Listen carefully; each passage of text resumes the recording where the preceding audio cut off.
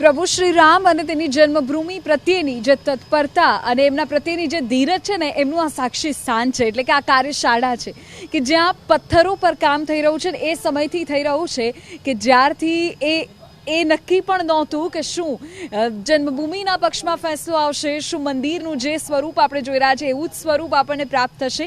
એ પહેલાંથી આ કાર્યશાળામાં પથ્થરોનું કામ ચાલે છે ને એ જે કામ જેની સાથે જોડાયેલા છે એવા અનુભવ સોમપુરા આપણી સાથે છે। દાદા, કેટલા વર્ષોથી અહીંયા છો? આપણે ગુજરાતના જ છે, એટલે કેટલા વર્ષોથી અહીંયા છો તમે?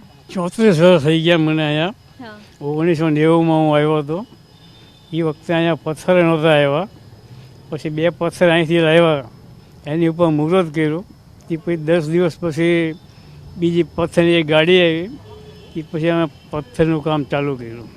દાદા, એ વખતે તો ખબર પણ નહોતી, કોર્ટ ને એ બધું તો બહુ દૂર દૂરની વાત છે, પછી તો કેટલો બધો ઘટનાક્રમ થયો, ત્યારથી તત્પર હતા? એટલે હું ત્યારથી તત્પર જ હતો અને મને જરા બીક પણ નહોતી। હું અમદાવાદથી આવ્યો નીકળ્યો હતો ત્યારથી મેં નક્કી જ કરીને આવ્યો હતો કે રામ મંદિર બનાવીને જ આવીશ, મરવું હોય તો મરીશ પણ રામ મંદિર બનાવીશ। એવું ના થયું કે પરિવાર ત્યાં છે, છોકરાઓના પ્રસંગ ભવિષ્યમાં થાય, કરેક બધું પરિવારને લઈને જ આવી ગયા? પહેલાં આવ્યો તો એકલા જ આવ્યો હતો, હું ને મારો નાનો ભાઈ અને મારો છોકરો એક મોટો, અમે 3 જણા આવ્યા હતા। ફેમિલી બાર પછી આવ્યા, પછી જોકે અમને અહીંયા ખાવું ભાવતું નહોતું, એટલે પછી એ વખતે છોકરાઓની પરીક્ષા ભણતા હતા, એટલે છોકરાઓની પરીક્ષા બી ચાલતી હતી, એટલે કે પરીક્ષા પતી જાય પછી ફેમિલીને અહીંયા લાવ્યો।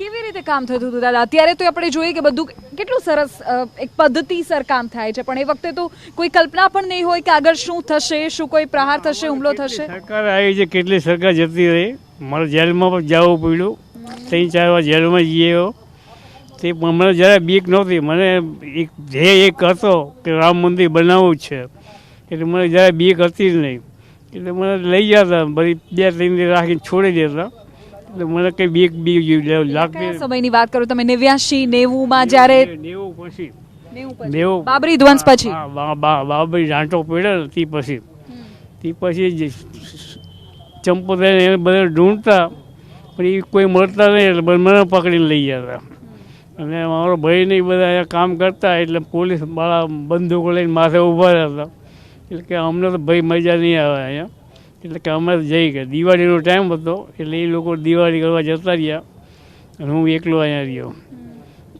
તે પછી કારીગરો આવવા ચાલુ થઈ ગયા, પછી કારીગર મારી પાસે 150 માણસો કામ કરતું હતું, એટલે મને કંઈ એમ બહુ બીક જેવું લાગતું નહોતું। તો તમે તો અયોધ્યાને બદલાતી જોઈ છે, એ સમય જોઈ છે કે જ્યારે બંદૂકો પોલીસ લઈને અહીંયા વગડા જેવું જ હતું, અહીંયા માણસો આવવામાં બીકતું હતું। અત્યારે તો ઘણો ફરક થઈ ગયો, અયોધ્યા આખી નવી અયોધ્યા થઈ છે।